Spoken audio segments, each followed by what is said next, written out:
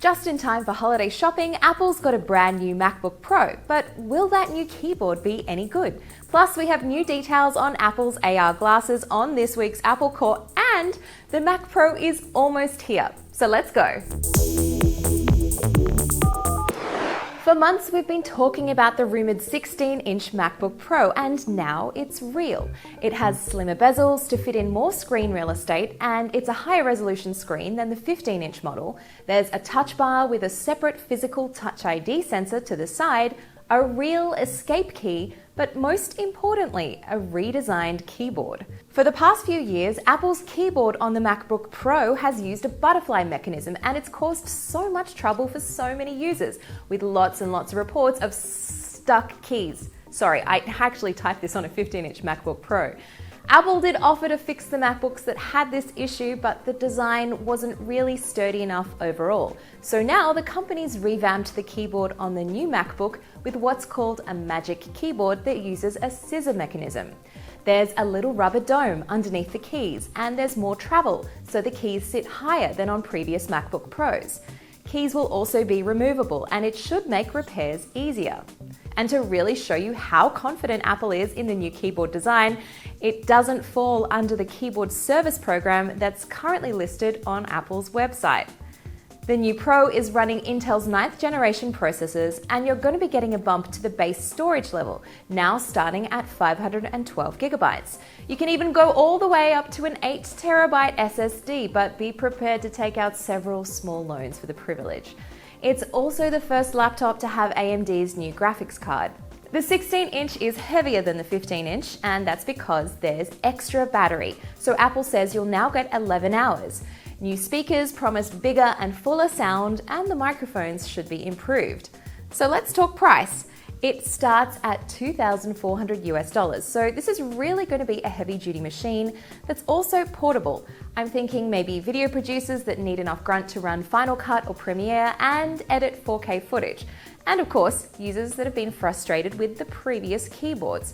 Unfortunately, if you want the new keyboard, it's only on the new 16-inch for now. It's not coming to the 13-inch size that we know of just yet. And the 15-inch MacBook Pro is going away. So it might be a good time to pick one up at a better price before it disappears, as long as you can deal with a keyboard.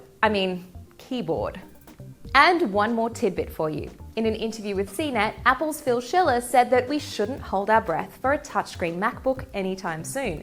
Quote, "That engineering effort is better spent on making the Mac be the best keyboard trackpad experience possible." It's still early days with the new MacBook Pro, so stay tuned for the full review once we've had some more time with it. It feels like I talk about Apple's AR glasses every week, but this time around we have some more leaks about what to expect. Bloomberg sources claim that Apple has delayed the standalone AR headset to 2022 and the glasses until later, possibly 2023. Okay, so no need to panic. It looks like Apple is taking some baby steps to get this technology ready for prime time. First up, the 2020 iPad Pro will supposedly have a new dual camera module that also has a 3D sensor, so you can reconstruct rooms or objects using the tablet. We may also see this new system on the iPhone 12 later in 2020. This 3D sensor is supposedly going to be a more sophisticated version of the Face ID sensor on the current iPhones. It's apparently been in development for a few years now. And we know Tim Cook is pushing really hard for augmented reality, so it's no surprise we're going to see the company take an iterative approach to get things working right. Now, this 3D sensor will kind of be the glue that ties all the AR and VR approaches together. So then, in 2021 or 2022, Apple may be ready to take the wraps off its AR and VR headset. It will supposedly let you play games, watch video, and be in virtual meetings, a little like you can do in current headsets like the Oculus Quest. The glasses will then follow about a year later and will be lightweight. We still don't know for sure if they'll be powered by your phone or be standalone.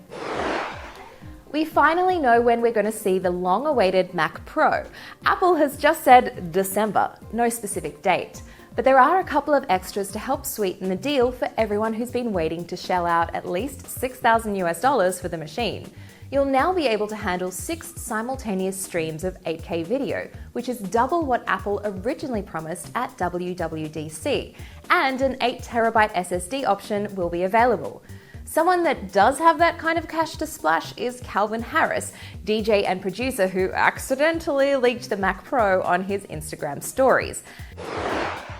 On last week's show, we saw some renders of what the next iPhone might look like, and some of you were impressed. Adrian said, "Looks amazing. I hope this will be real in 2020. Cash had a good one. Oh, by the way, I hear Apple is releasing a camera that apparently will have an iPhone on the front. Dan was, well, I guess a little upset about our timing and reporting. You're the people who ask retailers to put up Christmas decorations on November 1st, aren't you? Actually, I'm already preparing for Easter. Shh. Kickerman has a great suggestion for the iPhone 12, waiting for that small Apple logo to light up. Yes, that would be amazing. And Rudy votes for some color options. I want a blue colored iPhone, like a dark cobalt or a sapphire blue. A commenter straight after my own heart. Thanks for watching. I would love to hear your thoughts on the new MacBook and those AR glasses, and of course I'll share your comments on next week's show.